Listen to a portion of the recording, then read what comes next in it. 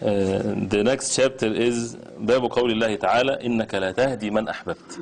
Allah guides whom He will. And the verse, verily you, O Muhammad sallallahu alaihi wasallam, guide not whom you like, but Allah guides whom He wills. And He knows best those who are the guided. إنك لا تهدي من أحببت ولكن الله يهدي من يشاء وهو أعلم بالمهتدين. This is a clear chapter, verse and hadith, as we would see, to refute those who worship the graves besides Allah subhanahu wa ta'ala, those who believe in the prophets and the righteous people what is not supposed to be believed, as they believe that they can bring benefit or push away harm. And if this is the Prophet ﷺ, the one that had the most eagerness and to guide his ummah and to have the goodness to them, the Prophet ﷺ himself alayhi salatu wassalam, has not the power to guide the people, meaning changing their hearts. Otherwise, he would have changed the heart of his uncle, that he supported him and so on. And we have to witness the wisdom of Allah subhanahu wa ta'ala in that, so that people would turn to Allah subhanahu wa ta'ala alone in seeking guidance, in that sense that He's the one that changes the hearts and He's the one that to worship alone and so on.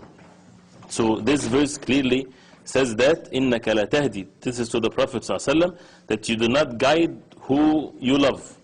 وَلَكِنَّ اللَّهَ يَهْدِي مَنْ يَشَاءُ. We know that the Prophet ﷺ, Allah subhanahu wa ta'ala said about him, وَإِنَّكَ لَتَهْدِي إِلَى صِرَاطٍ مُسْتَقِيمٍ. And you, O Prophet of Allah, guide to the straight path. So what does that mean? There's contradiction here? Of course not. The second verse means, although the word tahdi comes in place, that you are guidance for mankind to show them what is right and what is wrong. Prophet ﷺ, what is his job? يا رسول بلغ ما أنزل إليك من ربك وإن لم تفعل فما بلغت رسالته. O Messenger of Allah, convey the message of Allah. This is the message. This is the job of the messenger, to convey the message, not to change the hearts. Conveying the message is a form of guidance, to guide people, to show them what is the truth and what is falsehood. Then the one that would change the hearts and guide the hearts to accept the truth, it is not the Prophet sallallahu alaihi wasallam, it is Allah subhanahu wa ta'ala. Otherwise, Abu Jahl, Abu Lahab, the uncle of the Prophet sallallahu alaihi wasallam, they saw the Prophet sallallahu alaihi wasallam, and they knew the Prophet sallallahu alaihi wasallam, and they were not guided. Why? Because guidance is in the hands of Allah. When people say, oh, if we were at the time of the Prophet sallallahu alaihi wasallam, we would have been in somewhere else. We would have been so obedient to Allah subhanahu wa ta'ala. Who said that? When at the time of the Prophet ﷺ, there were disbelievers. There were hypocrites at the time of the Prophet ﷺ. So how can a person say that when Allah subhanahu wa ta'ala is the most just? He created you now.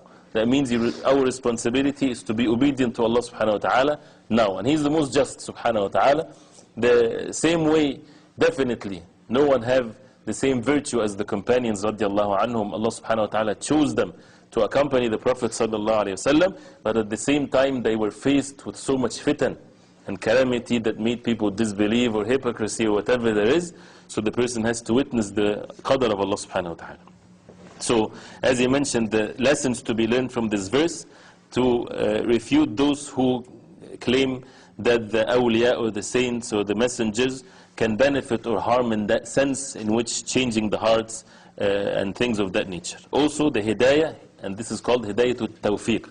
The hidayah to be guided to the straight path is in the hands of Allah subhanahu wa ta'ala alone. وَهُوَ أَعْلَمُ بِالْمُهْتَدِينَ. Allah knows best to state the attribute of Allah subhanahu wa ta'ala of al-ilm, and that Allah subhanahu wa ta'ala is the most wise. Why some are guided, why some are not guided, right? We should not indulge into this, because Allah subhanahu wa ta'ala is the most wise.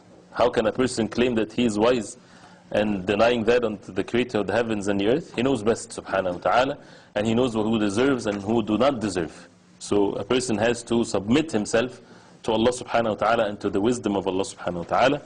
And it also shows that it's not permissible to have the hearts attached to other than Allah subhanahu wa ta'ala. We seek guidance only from Allah subhanahu wa ta'ala. And the hadith that we mentioned some of it earlier in the Sahih, ابن المسيب عن أبيه قال لما حضرت أبا طالب الوفاة جاءه رسول الله صلى الله عليه وسلم وعنده عبد الله بن أمية وأبو جهل فقال له يا عم قل لا إله إلا الله كلمة أحاج لك بها عند الله فقال له أترغب عن ملة عبد المطلب؟ فأعاد عليه النبي صلى الله عليه وسلم، فأعاد فكان آخر ما قال هو على ملة عبد المطلب، وأبى أن يقول لا إله إلا الله. فقال النبي صلى الله عليه وسلم لأستغفرن لك ما لم أنه عنه. فأنزل الله عز وجل ما كان للنبي والذين آمنوا أن يستغفروا للمشركين ولو كانوا أولي قربى. وأنزل الله في أبي طالب إنك لا تهدي من أحببت ولكن الله يهدي من يشاء وهو أعلم بالمهتدين. When death approached Abu Talib, Allah's Messenger sallallahu alaihi wasallam came to him and found Abdullah ibn Umayyah and Abu Jahl, the two heads of the disbelievers, in his company.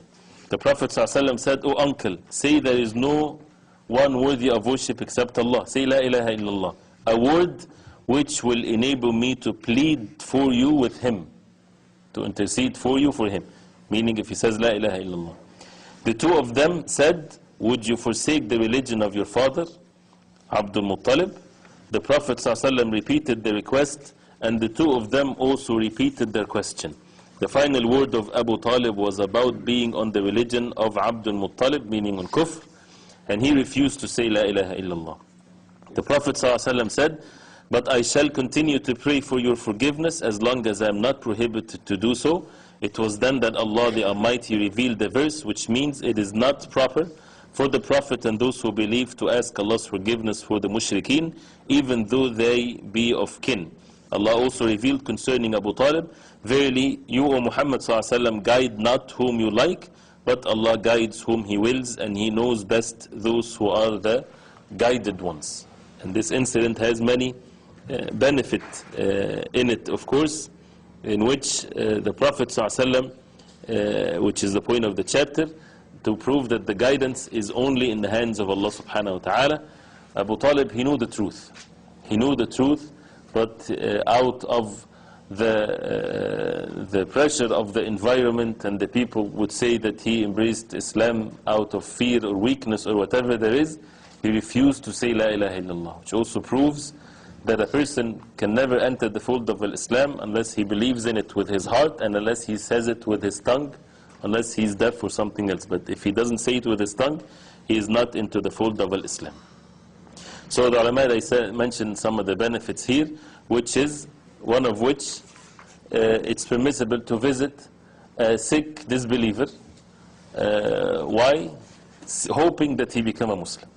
So it is not something that is forbidden. The Prophet ﷺ did that for his uncle, especially for those who are close in relationship, but with the intention of presenting Islam to them, being kind to them and presenting Islam to them. It also shows the danger of having bad friends and people that would influence the person in a bad way, like those who were around Abu Talib at the time of death.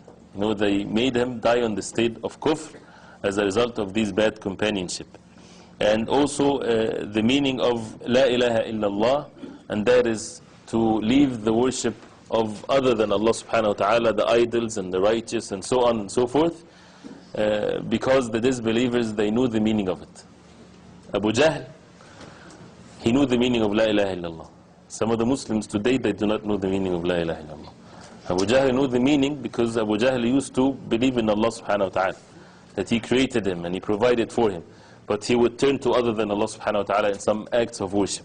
So he understood that La ilaha illallah means no one worthy of worship. The word ilah means the one to be worshipped with full submission and perfect love. This is the meaning of ilah. That's why La ilaha illallah, they understood it. They don't worship these idols, they don't turn to these images, so they refuse to say La ilaha illallah. And whoever says La ilaha illallah with certainty and knowledge and fulfilling the conditions of La ilaha illallah and dies in that state, he will be among the people of Jannah. Either if he has sins, he will be forgiven, or he will be punished, but then eventually he would enter Jannah. Also, another benefit that he mentions here is that the deeds are by the ending of it. Right? How the person ends his life, this is what matters. And that it's forbidden to ask Allah subhanahu wa ta'ala for forgiveness for disbelievers died in the state of disbelief. This is haram. And also that Allah subhanahu wa ta'ala is the only one that guides. Again, this is the point of the chapter. And also it refutes those who say that Abu Talib died in the state of Islam. Again, it's emotions, right? they think that they love the Prophet ﷺ and they say that. This is a clear hadith, as we heard, right? And the verses of the Quran was revealed. So how can a person then lie and say otherwise? Right? And some people say that you don't love the Prophet ﷺ because when you say that his uncle died in the state of kufr. What can we do? This is not our decision. This is the revelation from Allah subhanahu wa ta'ala that we have to submit ourselves to. And also the danger of imitating the ways of the forefathers without clear evidence. And we should not think that since we are Muslims, that means we're free from that. No.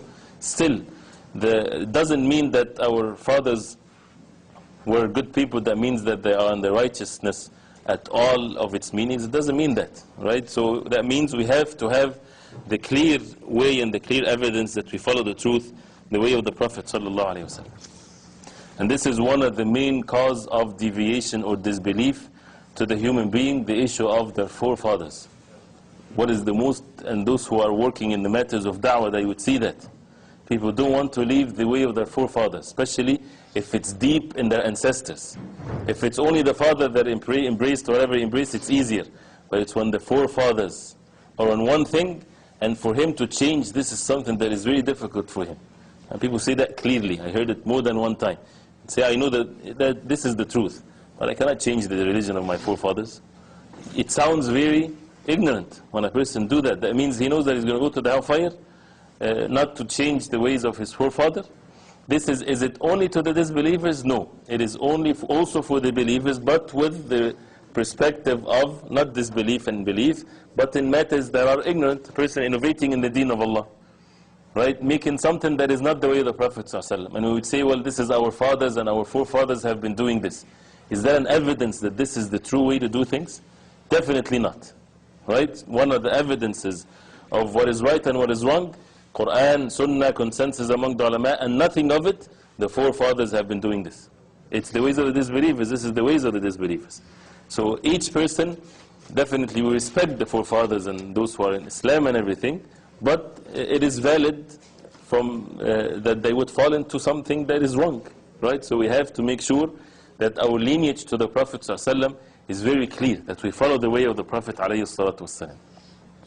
And there are many things that the forefathers do wrong, even in matters of raising. You know, we always say our parents used to raise us in such a way. Who said that this is the right way? You know, is it true? The truth is what... it might be true, might be wrong, Allahu A'lam. But the point is to always think that they were right in everything. This is not a correct statement. And the criteria to know what is right and what is wrong is the Quran, the Sunnah of the Prophet ﷺ, the sayings of the ulama. This is how a person would know what is right and what is wrong.